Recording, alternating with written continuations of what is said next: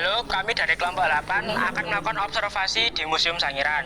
Saya L, absen 26. Saya Rizky, absen 15. Saya Richard, absen 17.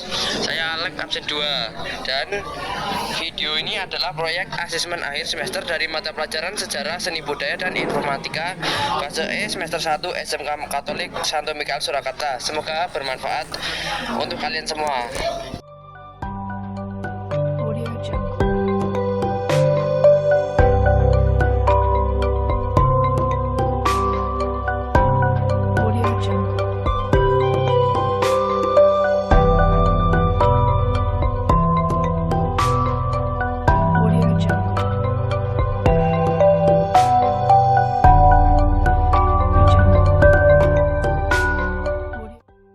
Di bagian ini saya akan menjelaskan tentang bagaimana terbentuknya kubah Sangiran. Kubah Sangiran itu terbentuk dari tumbukan lempeng tektonik yang terjadi di selatan Pulau Jawa yang menghasilkan gaya yang saling menekan pada pelapisan tanah di batuan Sangiran. Gaya yang saling menekan tadi mengakibatkan pengangkatan pada permukaan tanahnya. Proses pelipatan tanah atau batuan membentuk menyerupai kubah. Proses pembentukan kubah biasa diiringi dengan terbentuknya patahan dan retakan, terutama pada bagian puncaknya. Zona lemah sehingga lapisan tanah atau batuan mudah tererosi dan memberi jalan air hingga menjadi sungai. Perkenalkan, saya Rizky dari kelompok 8. Di sini saya akan menjelaskan salah satu kegunaan dari bola batu, alat serpih, spatula, dan alat penusuk. Di sini saya akan menjelaskan kegunaan dari alat serpih. Kegunaan alat serpih adalah untuk memisahkan kulit binatang dari dagingnya. Nah, kulit binatang dipisahkan dari dagingnya agar dagingnya lebih mudah untuk dimakan oleh para manusia purba zaman dulu. Terima kasih. Saya Alek, kali ini saya akan menjelaskan tentang tokoh-tokoh yang berpengaruh dalam penemuan fosil manusia purba di Indonesia. Yang pertama ada A.R. Wallace. Sejak awal dicetuskannya teori evolusi, Kepulauan Indonesia telah menjadi daya tarik tersendiri bagi para pemburu fosil The Missing Link. Tidak saja karena disebut-sebut oleh A.R. Wallace sebagai salah satu tempat yang mungkin menyimpan fosil The Missing Link, tetapi juga karena Indonesia terbukti menghasilkan fosil-fosil yang cukup banyak. Yang kemudian ada Raden Saleh. Raden Saleh adalah maestro seni lukis di Indonesia yang akrab dengan orang Eropa. Selain melukis, ia juga senang mengumpulkan benda-benda yang aneh seperti fosil manusia dan hewan purba, yang ketika itu dikenal oleh masyarakat sebagai balung buto atau tulang manusia raksasa. Yang kemudian ada F.W. Junghun. F.W. Junghun adalah seorang ahli ilmu hayat yang banyak menjelajahi hutan dan tempat-tempat terpencil untuk mempelajari hewan dan tanaman. Ketika ia berada di Jawa, tempatnya di Kudus dan Kedung Brubus dekat dengan Sragen, yang dilaporkan banyak sekali ditemukannya fosil. Baik, mari kita lanjut. Di sini saya akan menjelaskan budaya-budaya dari manusia praksara.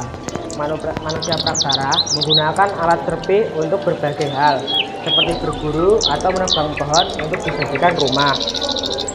Alat serpih terbuat dari batu obsidian, yaitu sebuah batu yang terbuat dari lava gunung Merapi yang mengeras. Batu obsidian dicacah menjadi serpian kecil, lalu ditancapkan ke sebuah kayu untuk dijadikan sebuah alat. Manusia praksara hidup secara berkoloni. Mereka berpindah dari tempat satu ke tempat lainnya untuk menghindari binatang buas dan juga untuk mencari wilayah yang memiliki sumber daya alam yang melimpah. Jadi saya akan menjelaskan bagaimana cara mereka memanfaatkan alat serpih untuk bertahan hidup di alamnya. Nah, jadi mereka manusia purba zaman dahulu memanfaatkan alat serpih untuk bertahan hidup loh guys. Bisa dilihat mereka tak takut untuk merebut rusa dari harimau untuk bertahan hidup. Tak hanya digunakan untuk berburu, mereka juga menggunakan alat serpih untuk menguliti hasil buruannya loh guys. Dan dengan teknik menggunakan tombak yang terbuat dari alat serpih, mereka bisa berburu. Nah, jadi Homo erectus typing ini telah mengenal yang namanya perapian ya teman-teman. Jadi bisa dilihat sebelum proses mereka memasak hewan, mereka menguliti menggunakan alat serpih. Nah, di sini setelah hewan tersebut dikuliti, lalu mereka akan memasaknya menggunakan perapian. Perkenalkan saya Hizkia Bu dari kelompok 8. Saya akan bertanya, apakah ada budaya yang masih aktif di daerah Sangiran ini? Dan jika masih ada, apa nama budayanya? Masih ada song teater Iya. budayanya itu Itu. ya, Terus biasanya itu diselenggarakannya kapan Bu? kadang pas ada acara Iya. kalau hari Minggu kadang Iya, kadang hari Minggu gitu. Oh, oke. Makasih Bu. Baik, saya Alek. Kali ini saya akan mewawancarai ibu ini. Baik Bu, pertanyaannya adalah dengan zaman sekarang, di zaman ini, apakah budaya yang ada di sekitar Sangiran ini bisa mengikuti perkembangan zaman, bisa dilestarikan, bisa dimodifikasi, atau mungkin bisa hilang? Kalau untuk budaya-budaya yang ada di masyarakat sekitar sini itu ada beberapa yang masih bertahan sampai sekarang, seperti kayak kesenian gejok lesung, tari rodat, kayak gitu masih ada. Untuk sampai sekarang itu masih bisa dilestarikan. Tapi kalau untuk kedepannya ya kita kurang paham, itu tergantung dari generasi muda juga, mereka masih mau melestarikan atau enggak. Tapi kalau dari unsur-unsur masyarakat ya berusaha biar nggak punah.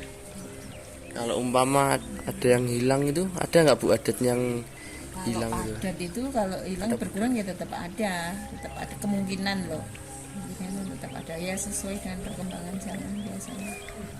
Misalkan apa Bu? Kalau yang hilang itu toh, Ya, misalkan apa? kalau di sekitar sini yang hilang, kalau yang sudah langka aja ya, sudah langka itu kayak tradisi nyadran itu loh. Nah, tradisi nyadran itu kalau zaman dulu kan ada itu tradisi nyadran menyambut bulan Ramadan, itu masih ada. Tapi kalau sekarang memang sudah sangat jarang sekali gitu. Cuman orang-orang yang sudah sepuh aja, karena kan yang muda-muda kan sudah nggak ngikuti budaya itu, tradisi itu. Kayak ada males gitu ya Bu? Ya mungkin seperti itu, dan mungkin tidak sesuai dengan pola pikir masyarakat sekarang. Oke Bu, terima kasih Bu. Permisi Bu, saya Richard dari kelompok 8. Kali ini saya akan mewawancarai Ibu tentang mengenai pertanyaan, apakah manusia purba zaman dahulu sudah mengenal yang namanya budaya? Jika sudah mengenal, jelaskan apa budaya tersebut. Sudah, jadi manusia purba itu yang di sini kan jenisnya Homo erectus.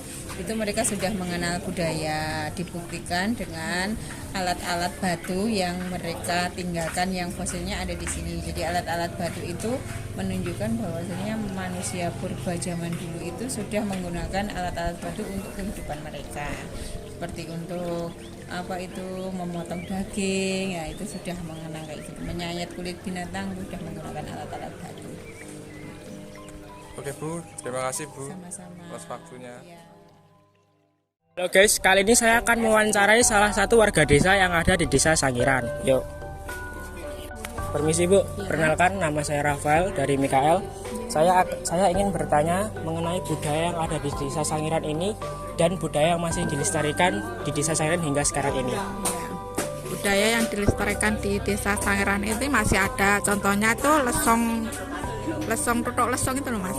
Lesong itu ada, sama di desa ini juga ada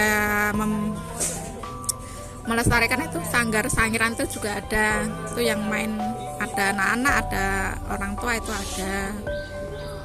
Lagi yang itu sama tari-tarian itu ada, tarian purba juga ada yang ada di Sangiran. Dan biasanya itu tarian purba itu dilaksanakannya itu pada bulan apa atau hari apa Bu? Itu biasanya ada event-event tertentu yang maksudnya event tahunan, event karnaval itu ada. Berarti nggak menentu gitu ya? Makasih Bu. Kali ini saya Richard akan mewawancarai salah satu pedagang sekaligus warga desa di sekitar Sangiran. Permisi Bu, saya Richard. Saya ingin mewawancarai apakah manusia purba zaman dulu telah mengenal budaya. Jika mengenal, jelaskanlah budayanya. Kalau sepengetahuan Ibu ya, kalau manusia purba itu dulunya ada kebudayaan kayak seni itu. Jadi kayak mereka tuh menggunakan asah yang dari bebatuan itu bisa menimbulkan api yang buat memasak, terus ada yang itu buat kesenian kayak dibikin kayak suara gitu. Kalau zaman sekarang ya ini diteruskan kayak kejoh lesung gitu, termasuk ibu juga pemainnya. Jadi kalau adik-adik mau ini buka YouTube aja, di sini ada sekitaran ya pokoknya penduduk sini ada pemain teater Sangir namanya. Jadi masih buka YouTube aja, di situ ada. Kalau budaya-budayanya masyarakat itu mulai dari lahiran itu loh Mas, itu ada semacam bancaan gitu. Jadi kalau lahiran itu ada bancaan brokoan, terus ada yang waktu hamil itu namanya mitoni gitu.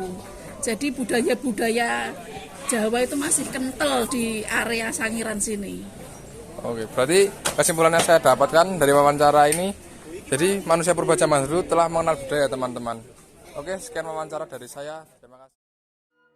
Apa saja nilai-nilai yang dapat kalian ambil di video kami? Jadi 1, nilai sejarah. Jadi tentang bagaimana mereka bertahan hidup menggunakan benda seadanya dan dibuat menjadi senjata, yaitu alat serpih.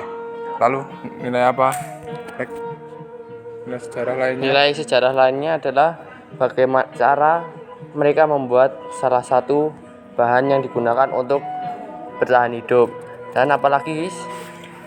Yang ketiga yaitu nilai budayanya.